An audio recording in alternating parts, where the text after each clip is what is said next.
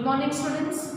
As you know, we are going with the second chapter of standard 12. I finished the part 1 with you, and in part 1 again I finished one part, and I will be taking the second part because there are different stories in that same unit. So now I go with the second part of part 1. So we'll start. As you know, the story is about the rag picker whose name is Sahib, and he is giving a description about why he is not wearing slippers. Anees Jung is asking different questions in this, the writer. So we'll see further what is there into the story. My acquaintance with the barefoot rag pickers leads me to Simapuri, a place on the periphery of Delhi, yet miles away from it metamorphically.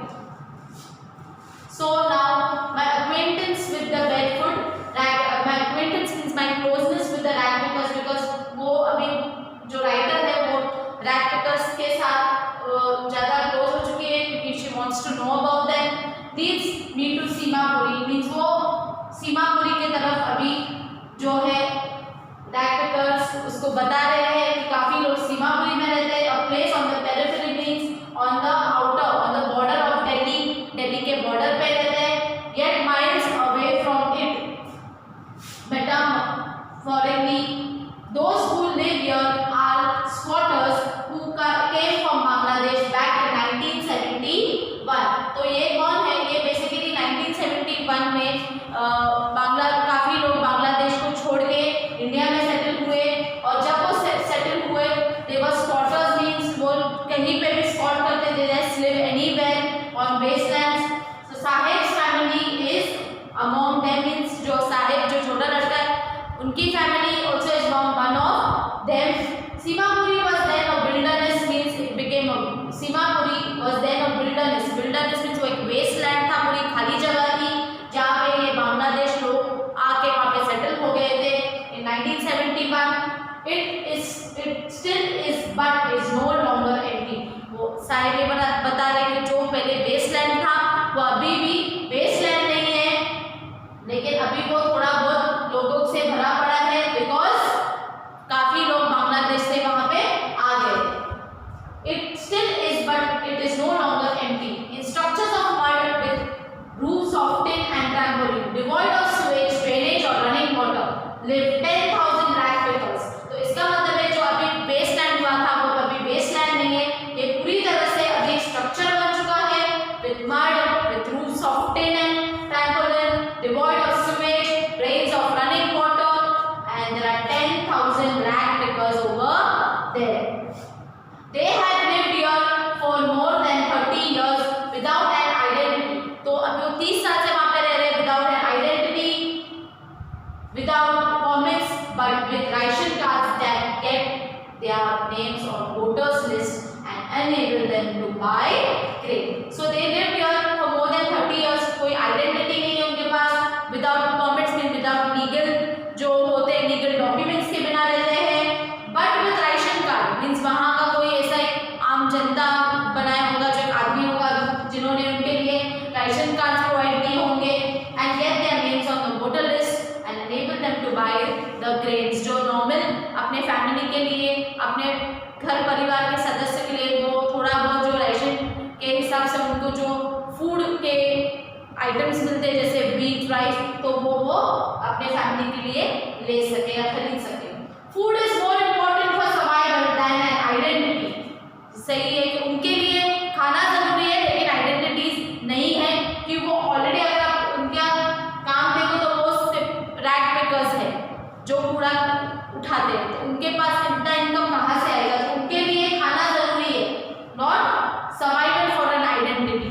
वो ये सोचते कि दिन में अगर वो 100 रुपये भी कमाए तो वो दूसरे दिन के लिए यूज कर सके खाने के, तो वो उस हिसाब से वो बोलते हैं food is more important for survival than identity. If at the end of the day we can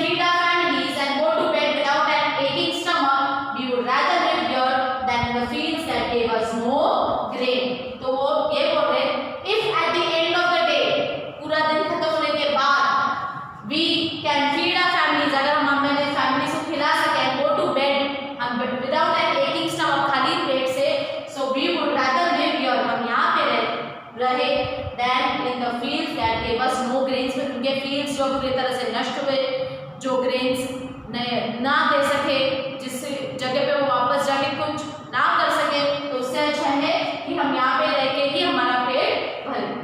Said a group of women in the tattered sarees when I asked them why they left their beautiful land of green fields and rivers.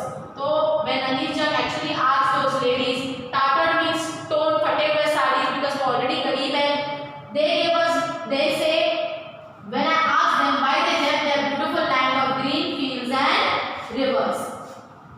Wherever they find food, they pitch their tents that become transit stones. ये आपको एक पता है होगा कि गरीब लोग जब भी उन लोगों को ऐसा लगता है कि यहाँ पे अगर हम काम कर रहे हैं हमें फूड अगर खाना मिल जाए, they pitch their tents means वो अपनी छोटी सी टेंट बना के वहाँ पे ही रहते हैं. Transit stones, they live there, कभी यहाँ पे तो कभी दूसरे जगह पे. Children grow up in them, becoming partners in survival. और बच्चे भी उनके साथ बड़े होते हैं. becoming partners means उनको अपने माँ बाप के साथ ही रहना पड़ेगा, सर्वाइव होने के लिए, रहने के लिए, जीने के लिए.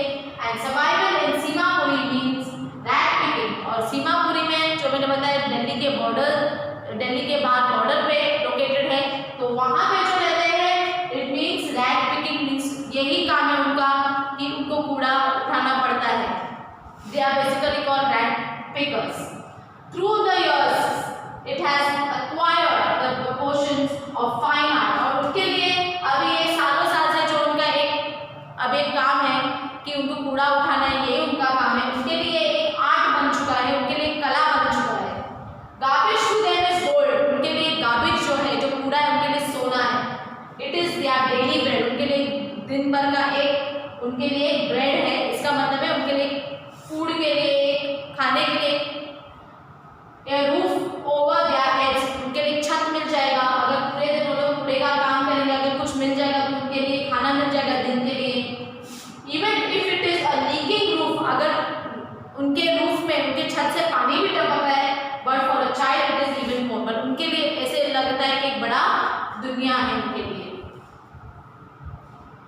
I sometimes find a rupee, even a 10 rupee note. Sahib says his eyes lightening up. Sahib बोल रहा है कि sometimes I find a rupee, it's 1 rupee. Sometimes I even find 10 rupees. कभी मुझे 10 रुपए भी मिलते हैं. और उससे देख के वो उसके आंखों की चमक जो है अनीश जंग ने देखी थी कि उनके लिए 1 रुपया और 10 रुपया हो, पैसे तो उनके लिए कितने भी हो, लेकिन वो खुश हो जाते हैं. When you can find a silver coin in a heap of garbage, you don't stop scrounging, for there is hope of finding more.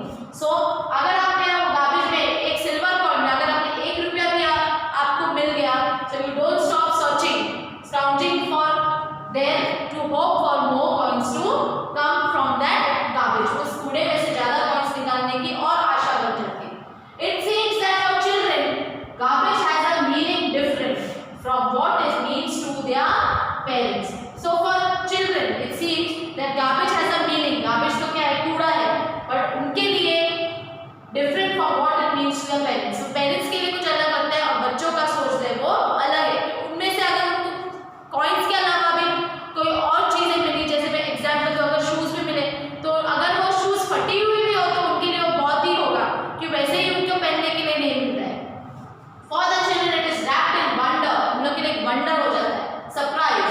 For the elders it is means for survival. और बड़ों के लिए लगता है कि हमें जीना है, survive करना है, और बच्चों के लिए लगता है कि वाह, ये मुझे क्या मिल गया है. One winter morning, I see Sahib standing by the fenced gate of a neighborhood club, watching 2 young men dressed in white playing tennis. I like the game, he hums, content to watch it standing behind the fence. So one winter morning, सुबह के time पे जब अनीश जंग ने उसे देखा, तो जब उसे देखा कि साहिब वो फेंस के वहाँ पे खड़े थे और 2 लोग जो क्लब में यंग मैन थे जो dressed in white, they were playing tennis, जो टेनिस खेल रहे थे. He was watching the game and he hums content to watch it standing. He hums means वो बोलता है, he satisfied to watch them playing standing behind the fence. I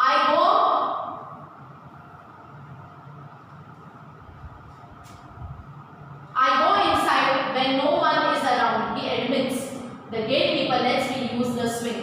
और साहिब बोल रहा है राइटर को, क्या मैं अंदर जाता हूँ, मैं नो वन